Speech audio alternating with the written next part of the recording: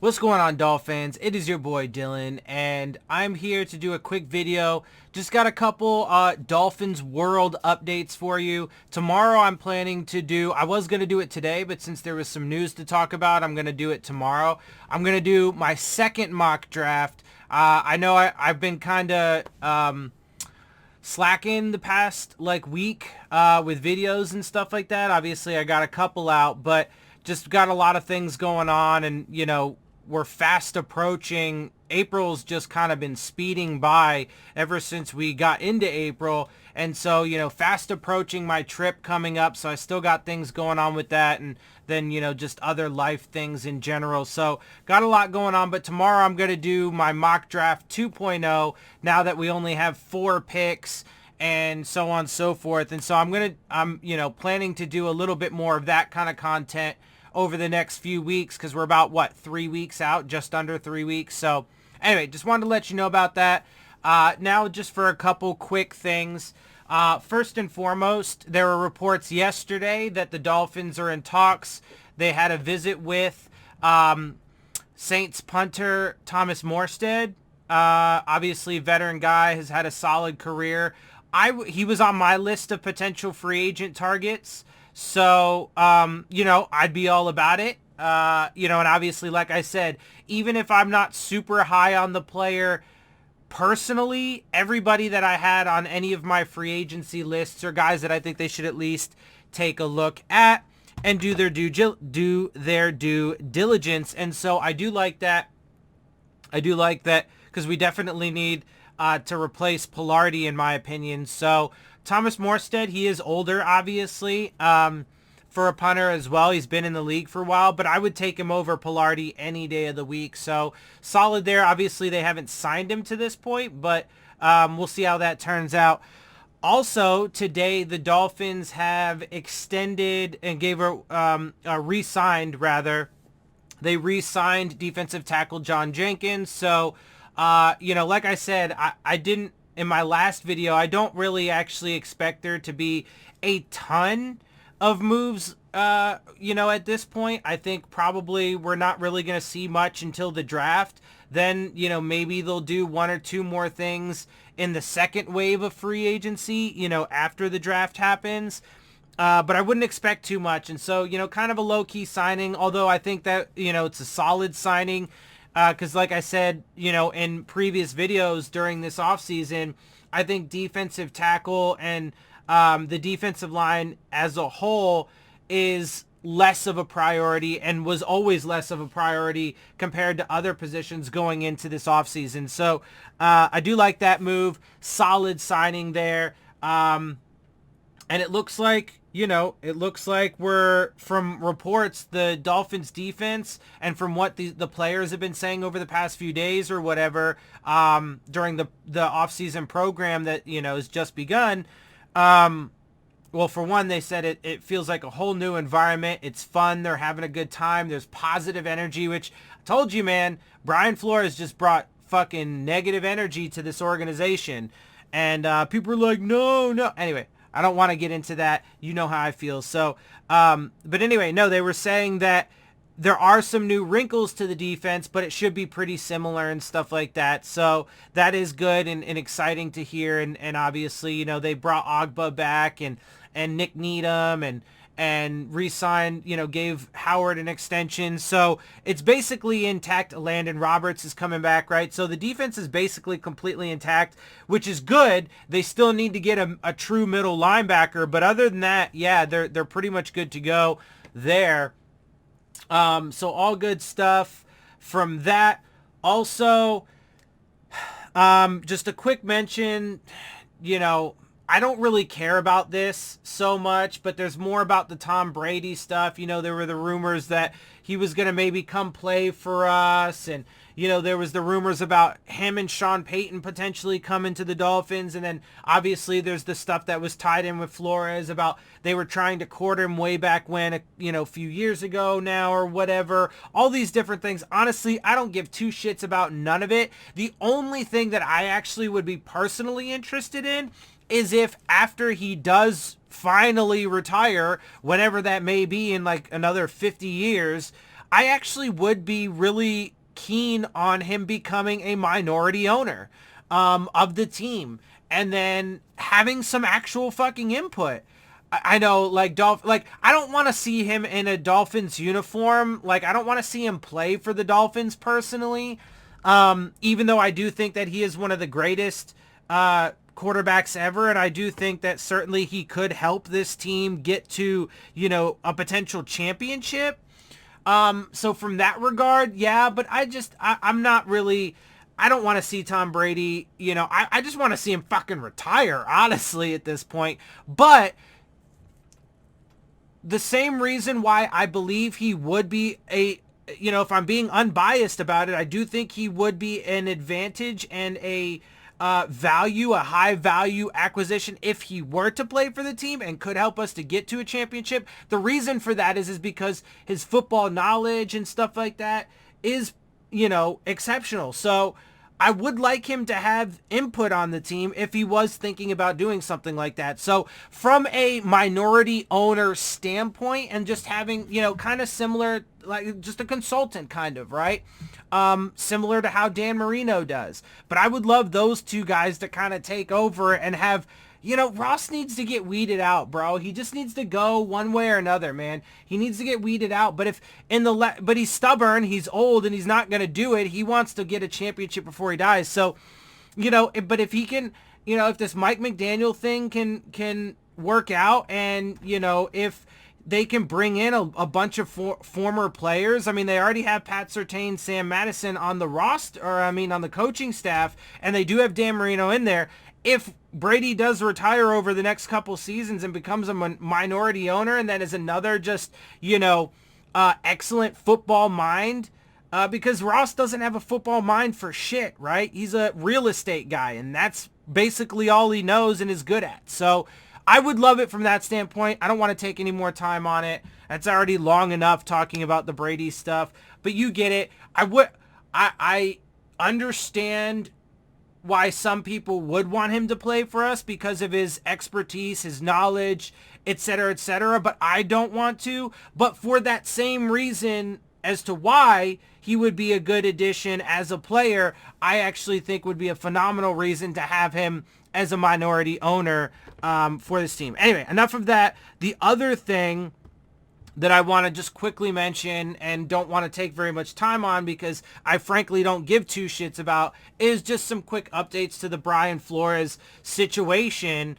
And the last time I mentioned it, I believe, we got to the point where he officially made it clear that he feels he was fired by the Dolphins because of racism, where, prior to that, there was the debate, oh, he's not claiming racism toward the Dolphins, just other teams. No, he's saying he was fired because of racism. So he made that clear.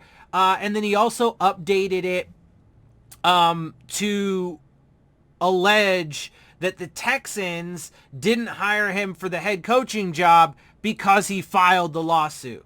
Right? So, super hard to fucking prove, as is pretty much everything else in this whole thing.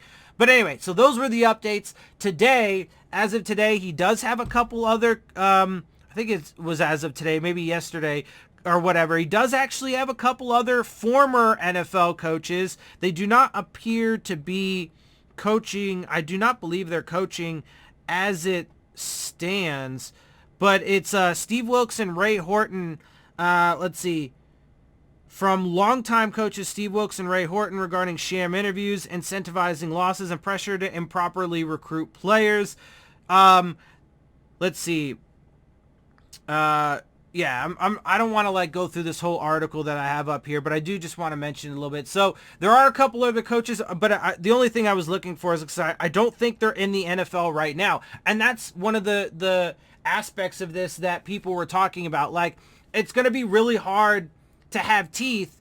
First of all, I personally believe Brian Flores' personal claims really have no merit. I don't think he has any legitimate proof to say that any of these teams actually discriminated against him and gave him sham interviews and stuff like that. I don't think he has that proof. And so I think that he's relying on other people to prove his case for him. It does exist in the NFL, racism, 100%. but he doesn't have a case for it, and he's the worst person to fucking be the poster child for this fight.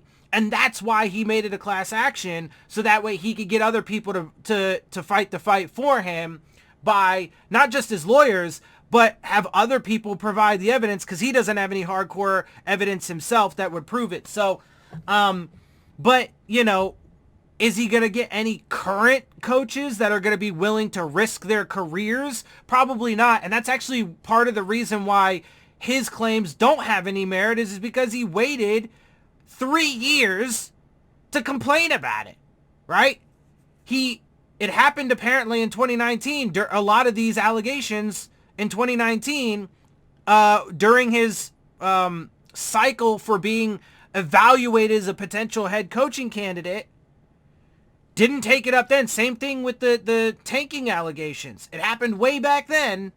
Didn't bother to say anything. It bothered him morally, but he's like, you know what? Fuck it, bro. I'm a head coach now. I'm not going to jeopardize that. I'm not going to jeopardize the millions of dollars. That's not how morality works, my dude.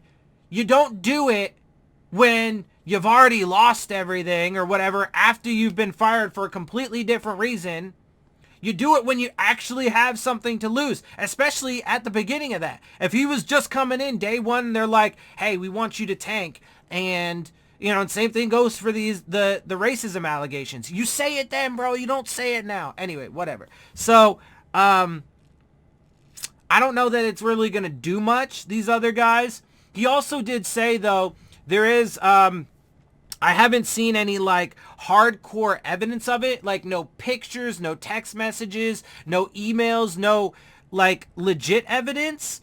But he claims that there were memos sent to Garfinkel, to Brandon Shore, to Chris Greer, that he was uncomfortable with these propositions, and that, you know, it bothered him and whatever, and that he wanted to say something. Well, first of all, you got to produce that. But even still, bro, even if that's the case, okay, maybe you sent a memo, but that's obviously not fucking showing enough passion and grit. Now he's like, oh, I'm going to take it all the way no matter what. I'm not quitting. I'm going to fight this thing all the way through. If you were that passionate about it, bro, do it then. Not wait 3 fucking years after you got fired because you're a shit coach. You don't know how to fucking work with people. And you brought a gang of fucking toxicity to this motherfucking organization that already had plenty of its own and didn't need any more. So, like, I don't know. Fuck off. Like, I don't even care. I don't want to talk about it. But I did want to address it just really quick since I haven't mentioned it in a while. And there are some updates, including some Dolphins direct updates. So there you have it. It is what it is. Hopefully we can just, like, completely ignore it now until, like, you know, there's a decision made. An actual, like, you know, legitimate reason to talk about it comes up. So, like I said, I did think that there were some worthy updates, but other than that, let's fuck off with it. I don't care about Brian Flores anymore. He's no longer our head coach. I'm glad he's not. I was never on board with it. You guys know that.